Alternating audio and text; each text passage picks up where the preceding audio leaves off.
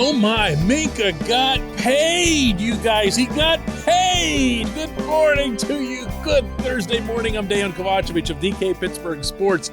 This is Daily Shot of Steelers. It comes your way bright and early every weekday. If you're into hockey and or baseball, I also offer daily shots of Penguins and Pirates where you found this. Minkah Fitzpatrick becomes the unlikely first internal domino to fall under Omar Khan, signing a 4-year, $73 million contract that'll pay on average a little more than $18 million per year.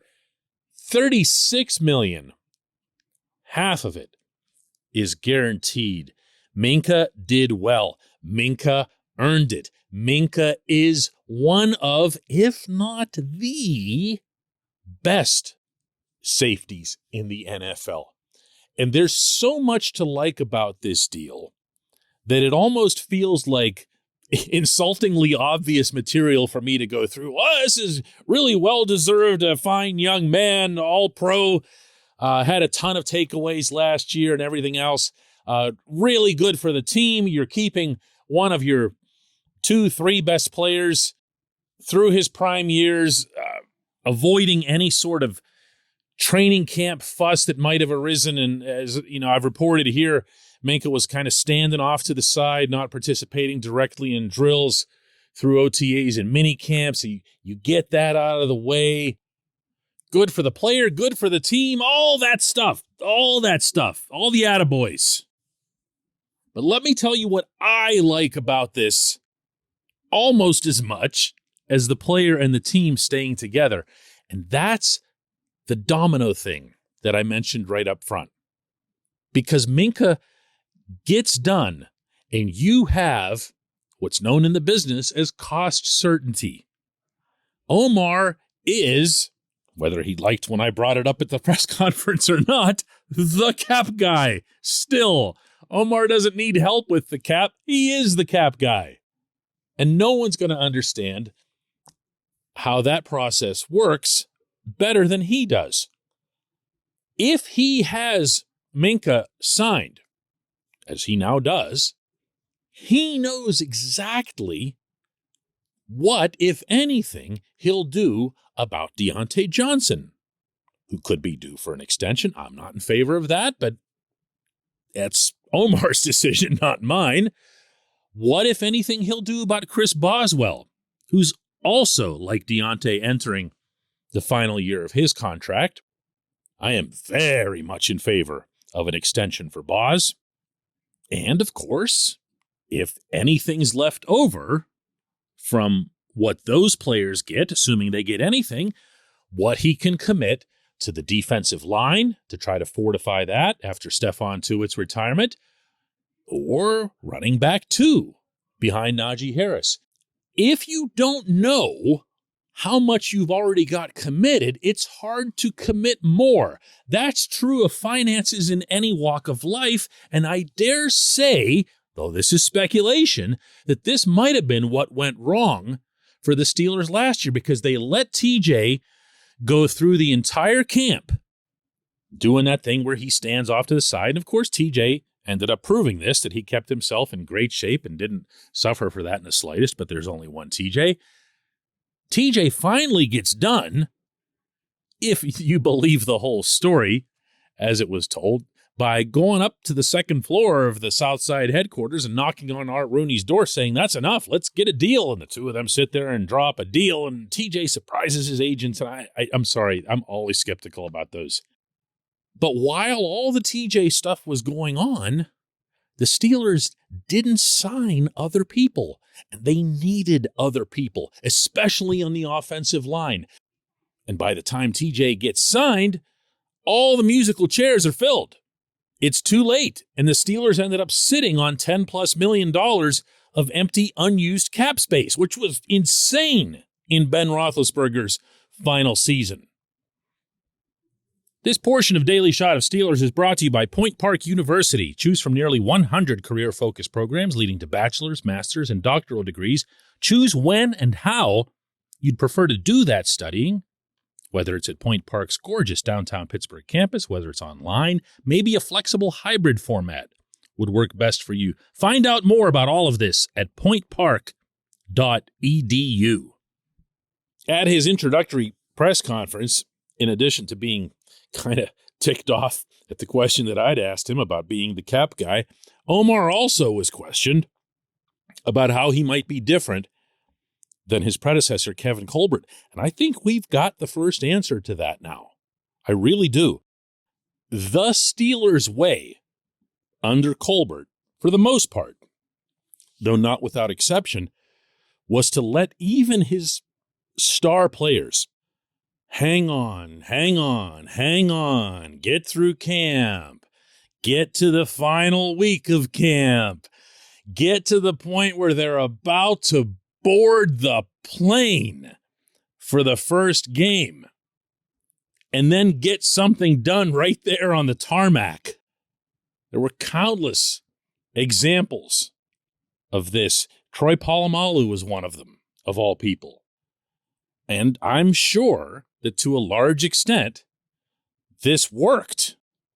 That Kevin was able to shave off $1 million here, a couple million there, and, kind of let everybody know who's boss. And I'm not saying any of this as if it was a bad thing.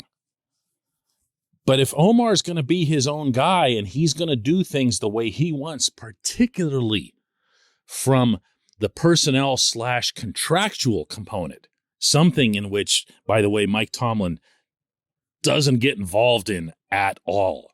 Rooney will, not Tomlin. For Omar to take this approach and say, hey, this is my first big contract. Not that Kevin wouldn't have signed Minkah, but this is Omar's first signature signing. It's internal, which is the Steelers' way. But Omar did it his way, where he gets his main guy up front, and then, if he so chooses, goes to Deontay, goes to Boz, goes out into free agency. Ndamukong Suh is still available if anyone's getting greedy or hopeful.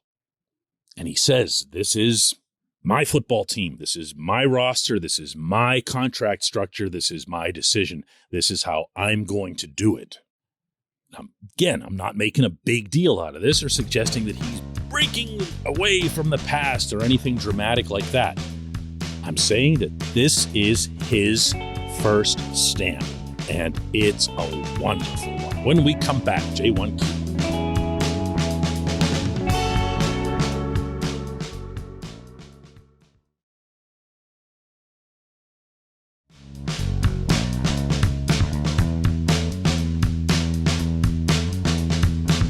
This portion of Daily Shot of Steelers is brought to you by our friends at Mike's Beer Bar. They're located directly across Federal Street from PNC Park. They are the one, the only, the premier destination in Pittsburgh for craft beer. More than 500 craft beers available, more than 350 of those local, and more than 80 of those on tap. Mike's can't be topped. Not for beer, not for the awesome kitchen and menu that's available, not for all the special events that are going on there. Check them out online at mikesbeerbar.com. Mike's Beer Bar, right across Federal Street from PNC Park. And today's J1Q comes from my man Laz, who asks, it doesn't seem like the GM did much of a job to try and get a better deal for the sake of the cap. Minkah's not the best safety in the league, so why is he the highest paid safety of all time? Every dollar counts when it comes to the cap. Laz, I'm not going to argue whether or not Minkah is the best safety in the league, but I can make a very easy argument as to why he's the highest paid safety in the league. And the simple response is, that's how it goes. You reach a certain point in your career at a certain age level, and you have X number of years in front of you, which Minkah does. I don't think people appreciate that Minkah's still only 25 years old. He won't be 30 at the end of this contract. These are, as I referenced in the opening segment, his peak years. That's what you're paying for. It's a combination of age, future production, and then from there, the variable that you brought up, which is where does he rank among other safeties in the league? And then on top of that, how important is the position? If, for example, your current pack of safeties, if you did your own rankings, had 3 or 4 guys ahead of Minkah, but they were all 29, 30 years old or something like that, well, guess what? They're not getting this money because their best years are behind them, not in front of them. One thing that a team executive in another sport once told me, this was many years ago, is you hate to pay for past production. And a lot of that happens in sports because someone will build up their name, they'll build up their brand, and you'll get excited by it, or you'll feel beholden to them, and you'll sign them to some kind of extension or free agency contract that really doesn't make sense because they're about to start making the descent toward the end of their career. However long that might take, it's not the peak and it's not going upward. Can you realistically, Laz, right now, look at Minkah and say, you know what? He's 25 years old. That's it. This is as good as he's going to be. We have already seen peak Minkah. No, of course not. Of course not. You're paying for future performance, future potential for those 4 years. I love the contract, love the term, love everything about it. I appreciate the question, Laz. I appreciate everyone listening to Daily Shot of Steelers. We'll do another one of these tomorrow.